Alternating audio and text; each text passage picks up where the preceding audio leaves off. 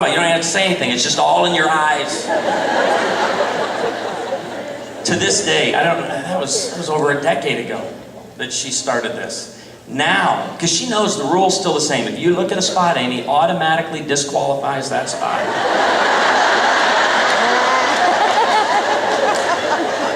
And I got biblical references on that one.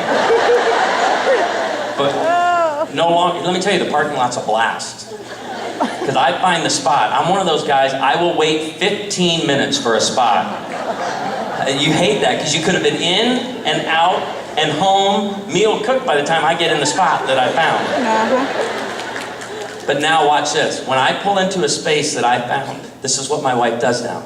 She leans over and she starts massaging my bicep. And she'll say, "You did this all by yourself."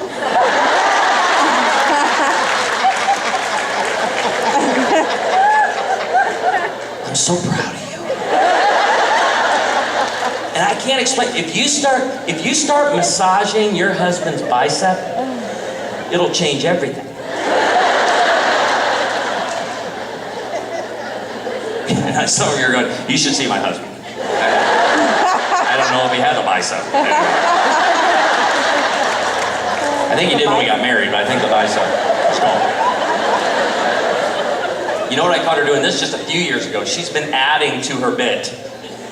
She knows those Andy's candies at the end of an Olive Garden meal are like crack to me. I love those Andy's candies. Yeah. Well, she bought a bag of them, and she keeps them in her purse now for when I do something good.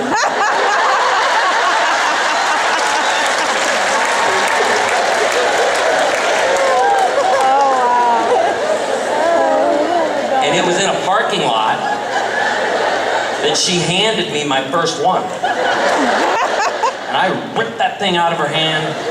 I'm opening it up and I realize, my wife just gave me a treat.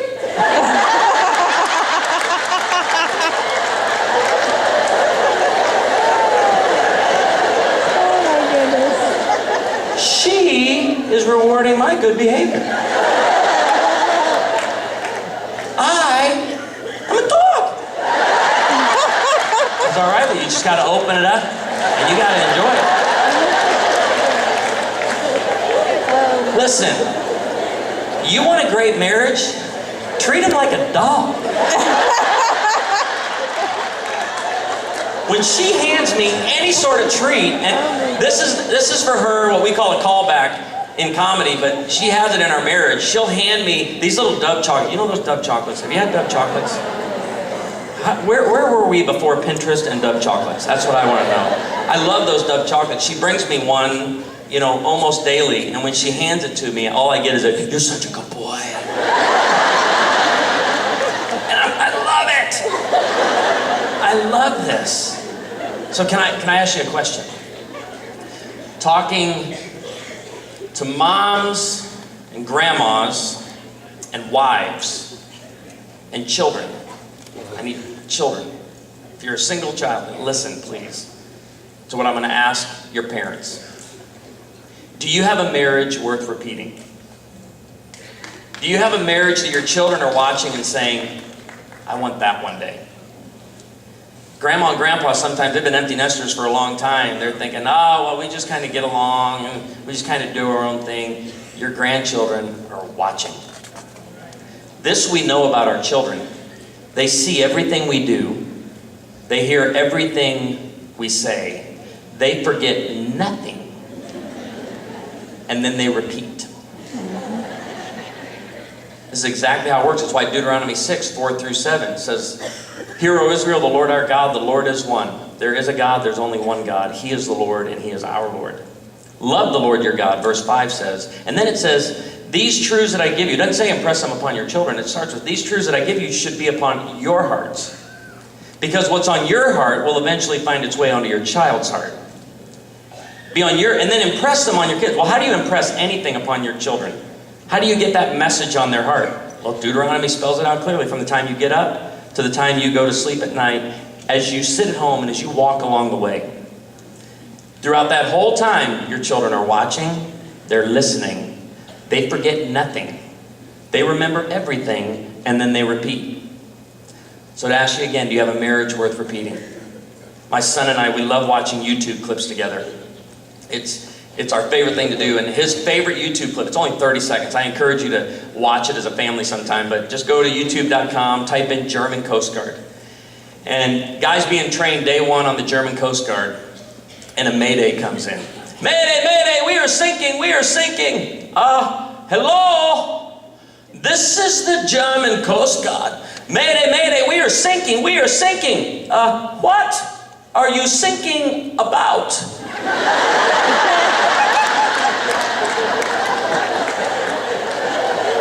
My son thinks this is the funniest clip he's ever heard. He falls over in laughter. And a few weeks later, we're driving down the road, and I start singing a hymn from my childhood that goes like this. I was sinking deep in sin, far from the peaceful shore. And from the back seat I heard, and what were you singing about?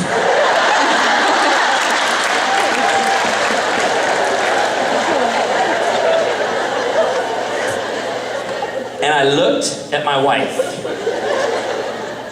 and said, they're seeing, they're listening, they're remembering, and then they're going to repeat. Do you have a marriage and a family worth repeating? To kind of close out this time, I'm going to ask all of the grandmas, if you're a grandmother, would you please stand so we could honor you right now? All the grandmothers, please stand. Honor them by applauding them if you would.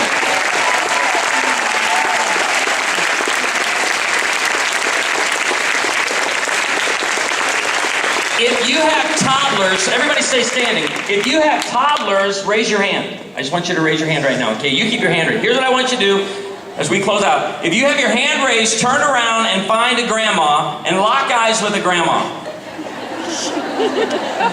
Very important, lock eyes with a grandma. Just yell, yeah, if you found the grandma you locked eyes with. All right, y'all may be seated. Here's why that's important. Who has like 2 and 3, 4-year-old at home? Who has toddlers? You got toddlers? What are their ages?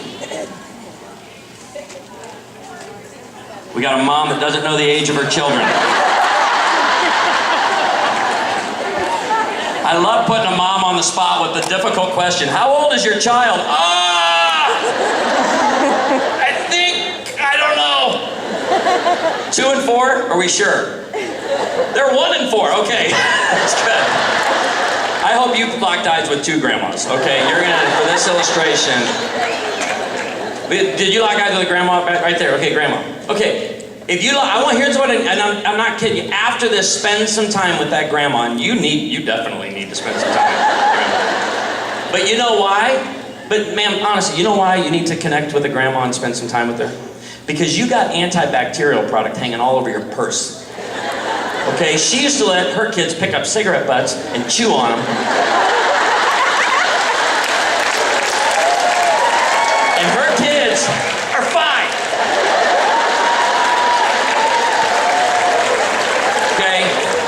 She used to let her kids sleep in the back window of the car on long trips.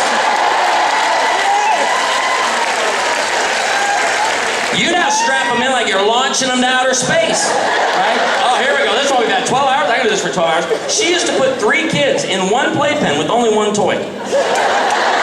Where we got the idea for cage fighting. And when the kids messed up, she took the kids outside of the playpen. She turned the playpen upside down, put it on top of them, and her kids are fine. How many of you remember when your mom used to let you drink out of garden hoses? Would you raise your hand?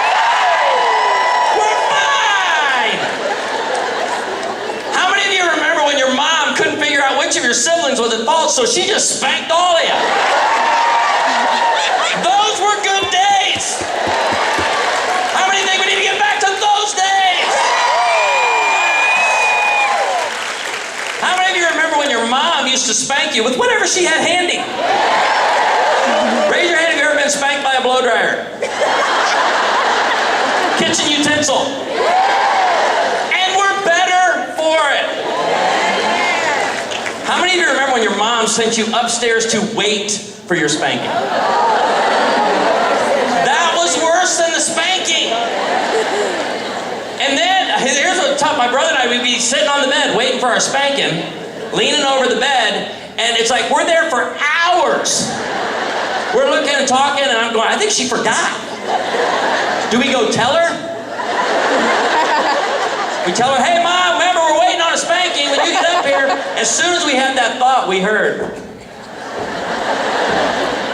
My older brother, way stubborn. He'd sit on his side of the bed and go, oh, Mom ain't gonna break me. I'm like, are you kidding? I'm screaming on the back swing.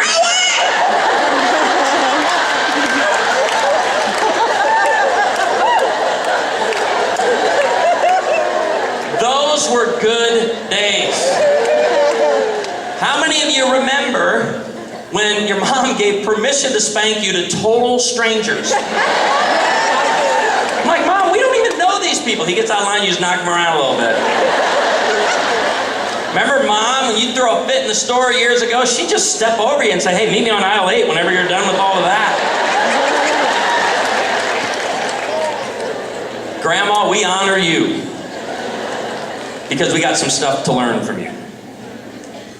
How many of you remember when your mom told you the bell on the ice cream truck meant they were out of ice cream?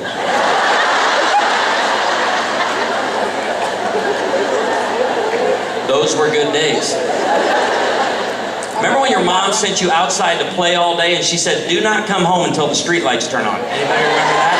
And then she didn't even care if you came home or not. Do you remember when you used to be able to sign your kids up for sports without committing them to tournaments in Beijing? My wife and I, we walk up to our son's karate studio and the master comes out all excited. Well, I got good news! I'm like, wow, what's that? He goes, we're going to the World Championships in Italy! I'm like, yeah, I don't think so. I'll go to Tulsa, but I ain't going to Italy. And he looks at me, he says, why not? I said, well, I've never been to Italy. And the first time I go to Italy will be with my wife, not my son's dojo karate kid. That ain't happening. So when it comes to prioritizing your marriage, listening to the past generations and learning from them, but choosing to enjoy life and marriage, I'm going to ask you in William Wallace fashion, will you run or will you fight? And this mom goes, I have to run. He's not talking to me. I got small children. I'm talking right to you right now. Give me everything you got. Will you run or will you fight? Thank you, Tulsa. It's been great being with you this afternoon. Love you.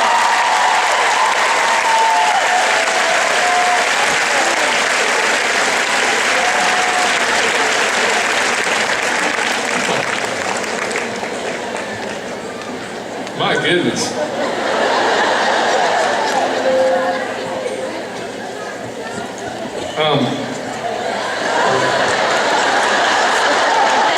Sorry.